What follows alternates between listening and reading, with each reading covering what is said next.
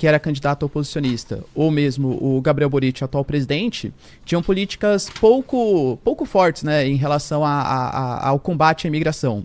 Então houve um sentimento de tentar impedir a imigração de bolivianos, peruanos e venezuelanos, e o Cast tinha um discurso mais enfático em relação a isso. Inclusive, uma das propostas que ele coloca é fazer uma espécie de muro ou vala que existe entre o Chile e a Bolívia, para impedir a imigração ilegal. Eu já vi essa história aí. Já, né?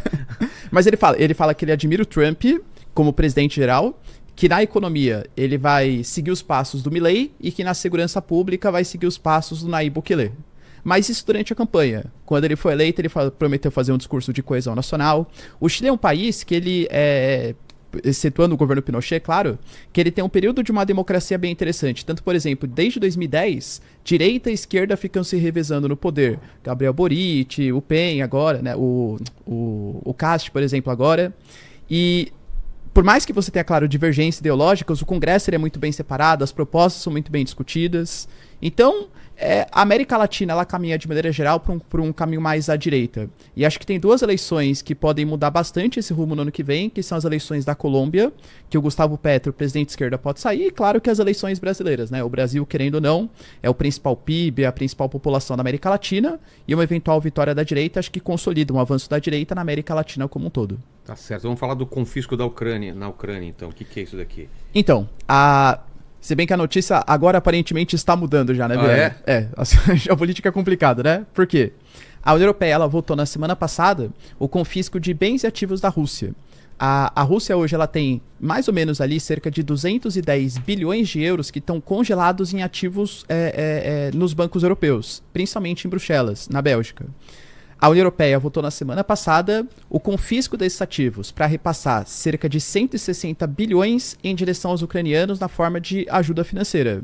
A grande questão é que nesse meio tempo, durante a aprovação, a gente teve reuniões entre Estados Unidos, Ucrânia e os países europeus que decidiram, palavras de representantes americanos, que a paz entre Rússia e Ucrânia está praticamente 90% garantida. Ou seja, 90% das divergências que existiam entre Rússia e Ucrânia já foram admitidas pelos dois lados. Aparentemente, a proposta fala, a Ucrânia mantém um exército de 800 mil militares, que é um número importante, é muito maior do que a Ucrânia tinha, por exemplo, anteriormente. A proposta fala que a Ucrânia pode entrar para a União Europeia, que a Ucrânia não vai entrar para a OTAN, tá proibido, o Zelensky até admitiu, a gente não vai entrar para a OTAN, mas a Ucrânia ela vai ter garantias de segurança que são muito similares ao artigo 5º da Constituição da OTAN, ou seja, na prática, se a Rússia atacar algum território, os Estados Unidos e os europeus prometem defender a Ucrânia, o que é bem interessante, mas um dos pontos que ainda estão sob suspeição, que está sob discussão, são as questões territoriais, os 10% que faltam. Por quê?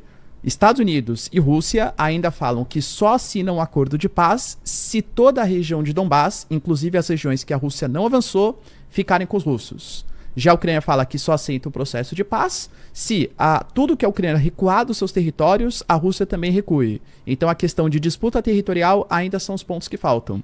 Mas um dos pontos que foram acordados nessas reuniões que aconteceram é que os ativos russos, apesar deles continuarem congelados, eles não vão ser utilizados nesse primeiro momento. Porque assim, Vilela, vamos imaginar, por exemplo, que a gente faça um acordo de paz até o Natal, por exemplo. Certo. Só que parte dos recursos que eram russos já foram destinados para a Ucrânia. Isso é um confisco, isso é um roubo, né? Se a gente for falar uma tradução aí mais, né? Mas tá certo, enfim, são outras questões. Mas se for feito um acordo, um documento assinado de um acordo de paz entre os dois, os europeus vão ter que reaver os bens que foram confiscados. Então, enquanto está decidindo como que vai ser o acordo de paz, os bens e ativos russos vão continuar congelados, até eventualmente ser devolvido aí para os russos no caso de um acordo de paz. Tá certo. Então vamos direto com o Flávio Bolsonaro, que está na linha. Então, vamos falar dessa movimentação na direita, né? Alguns candidatos já pré-candidatos. O Ratinho Júnior esteve aqui, lançando a pré-candidatura, Zema também, e agora Flávio Bolsonaro. Estamos com ele aí. Fala, Flávio, tudo bom? Tá sem áudio. Vilela, tudo bom? Boa noite. Boa noite. Boa noite a todos aí no estúdio, boa noite a todos que nos assistem. Grande honra finalmente conseguir aqui bater um papo com vocês. Pois é, a gente está tentando te trazer aqui presencialmente. Vamos marcar em janeiro, então. Vamos sim. Tá certo. Vamos então falar, Flávio, dessa sua indicação, como ela aconteceu. Se a gente puder também ter detalhes desses bastidores, né? de conversas, se houve outras alternativas, quem mais estava no páreo e como vocês chegaram a essa conclusão? Bom, Vilela, a gente, em função do que está acontecendo com meu pai, a perseguição que ele vem sofrendo, a gente internamente sempre conversou sobre qual caminho seguir, alternativas, né? Não foge muito do que a imprensa coloca aí. O meu pai sempre teve ali uma coisa com. Ele dá ali o mérito das coisas que aconteciam no governo dele aos seus ministros, aos seus secretários. E é verdade, né? Ele delegava na área onde ele entendia menos do que aquela pessoa, ele delegava, a pessoa fazia um bom trabalho, tinha autonomia para fazer, foi assim em todas as áreas praticamente. E várias das pessoas que participaram do governo Bolsonaro tiveram êxito nas urnas, viraram. Quem era ministro virou governador, virou senador, se elegeu deputado federal. Então foi um governo que teve essa característica de não centralizar tudo na pessoa do presidente Bolsonaro. Então, nesse momento, Vilela, acabam tendo várias alternativas, várias possibilidades de pessoas qualificadas, preparadas e com reais condições de irem para uma disputa, inclusive a presidencial.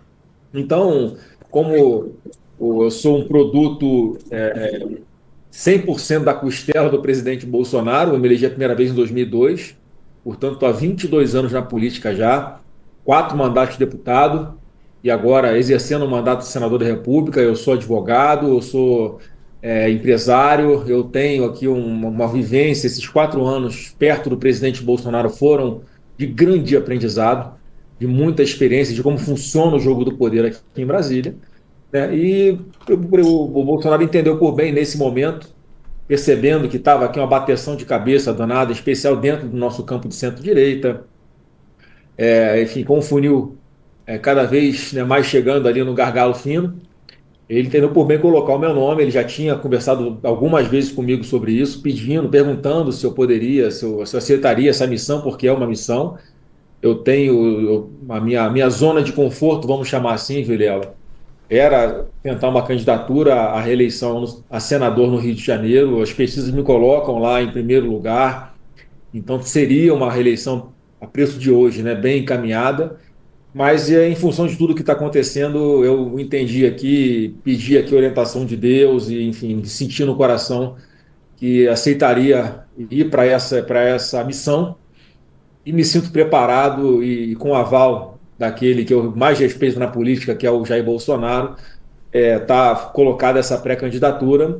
Mas, assim, te respondendo, Vilela, não tinha muitas outras alternativas na mesa, né? E, enfim, o presidente escolheu por bem, neste momento aí, tomar essa decisão que é definitiva, que está colocado o nome. Eu estive visitando ele hoje, ali no cativeiro onde ele se encontra, e estava bastante, nesse aspecto, satisfeito com o resultado, desde o anúncio lá em 5 de dezembro até agora, do que vinha acontecendo na política. Isso deu uma energizada na nossa militância, que estava ali meio cabisbaixa, meio sem norte.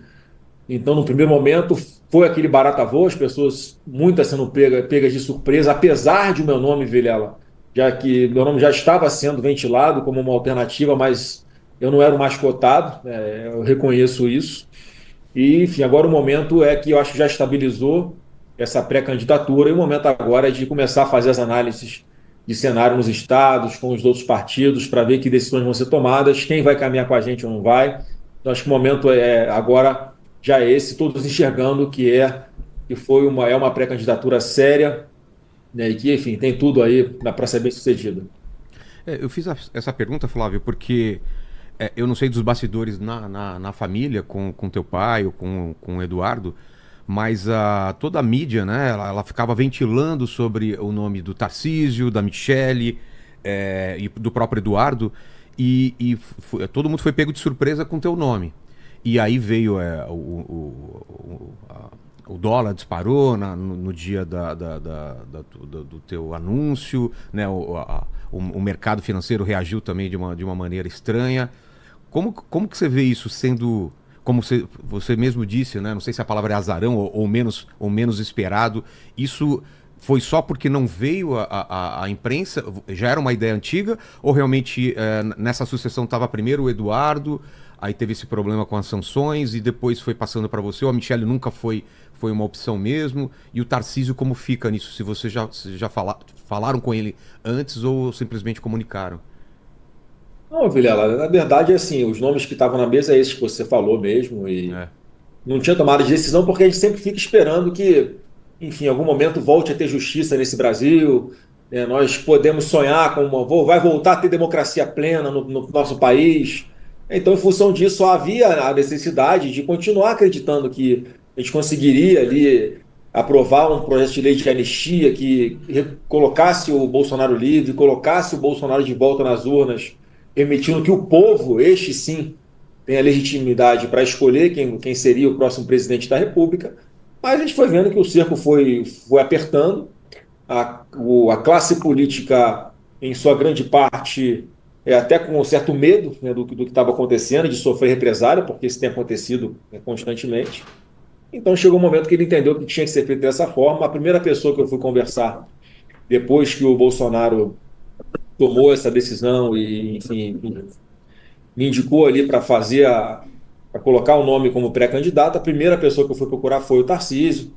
Eu fui até o Palácio Bandeirantes, em São Paulo, conversar com ele, porque ele é uma pessoa correta, ele é uma pessoa que sempre demonstrou lealdade ao Bolsonaro, ele é governador de São Paulo contra tudo e contra todos, contra toda a lógica, né? Um carioca flamenguista que nunca teve atuação política, ainda mais em São Paulo. O presidente Bolsonaro, enxergando o potencial nele, que o eleitor paulista tem esse viés de olhar para alguém que tem ali esse perfil, né, mais de executivo, enfim, de construtor. É o perfil que o Tarcísio, né, desempenhou maravilhosamente bem na prática, sendo ministro da Infraestrutura do presidente Bolsonaro. Se elege governador de São Paulo. Então, a minha conversa com ele foi muito franca, muito aberta. Eu expliquei como é que tinha sido a dinâmica de tudo, não foi uma decisão tomada em cima da hora, por vários momentos ele já tinha colocado essa possibilidade. Estava faltando aí o start, né? Faltava Deus tocar no coração do meu pai para que ele manifestasse a minha indicação. Eu não tenho dúvida, né, que a gente vai estar junto, né? O Tarcísio é um cara formidável, um governador muito bem avaliado. Na minha cabeça, a estratégia nacional, o Sudeste tem uma relevância muito grande. O Tarcísio, como candidato à reeleição do governo de São Paulo, Vilela, é um baita de um palanque, um governador bem avaliado, competente, que é de centro-direita, que tem uma consideração, um carinho, um respeito, né, pelo Bolsonaro. Então, na verdade, quem tem que estar com preocupação com isso tudo é a esquerda, porque podem ter certeza, por mais que tentem criar intrigas, por mais que a imprensa bote pilha errada, pessoas no entorno do Tarcísio fiquem falando besteira no ouvido dele, alguns fazem isso. Na verdade, o Tarcísio tem que ficar atento, porque muitos dos que ficam ali sugerindo ou botando pilha nele, na verdade, querem ver ele longe de São Paulo, para que abra caminho para outras pessoas ali no estado de São Paulo. Então, assim, mais uma vez, eu tenho a convicção de que a gente vai estar junto. Eu não sei em que momento, Vilela, se já de largada no primeiro turno, ou se apenas após um possível segundo turno, mas o fato é que o Brasil não vai escolher entre Bolsonaro e Lula, vai escolher entre qual caminho ele vai querer seguir. É o caminho da prosperidade, que é o que nós vamos propor, ou o caminho das trevas, que é para onde o PT está nos levando. Ô, Flávio, boa noite. Quando o Eduardo Bolsonaro ele esteve aqui com a gente, ele falou que a não escolha do Tarcísio poderia ser porque ele não teria um pulso firme para combater o STF, e recentemente, numa festa que teve do SBT, ele até aplaudiu um discurso que o Alexandre de Moraes fez. Grande parte da militância bolsonarista está falando que ele é um traidor, que ele não apoia mais o Bolsonaro, que ele tá ligado ali ao STF. Queria que você comentasse isso um pouquinho, né? Se você considera, então, acho que você até falou um pouquinho, mas referendar se o Tarcísio é realmente o traidor. E também falasse um pouquinho sobre o papel da Michelle Bolsonaro, porque a mídia também coloca que não existe exatamente uma proximidade tão grande entre os filhos do Bolsonaro e a Michelle Bolsonaro. A Michelle Bolsonaro apoia também a sua candidatura? Sim, claro que apoia. O Tarcísio não é um traidor de forma alguma. O Tarcísio é uma peça fundamental, vital, nessa engrenagem que a gente vai articular em todos os estados para que a gente tenha um sucesso na eleição nacional. Então, o Tarcísio é uma pessoa que ele é muito atacada, eu acho que algumas vezes, grande parte das vezes, injustamente. essa situação lá no SBT, óbvio que foi ali acho que foi um dia ruim para todo mundo, mas o Tarcísio, você vê que quando ele está aplaudindo o discurso lá do Alexandre de Moraes, ele está com a cara completamente constrangido com o que está acontecendo. Então não é um aplauso de concordância, né?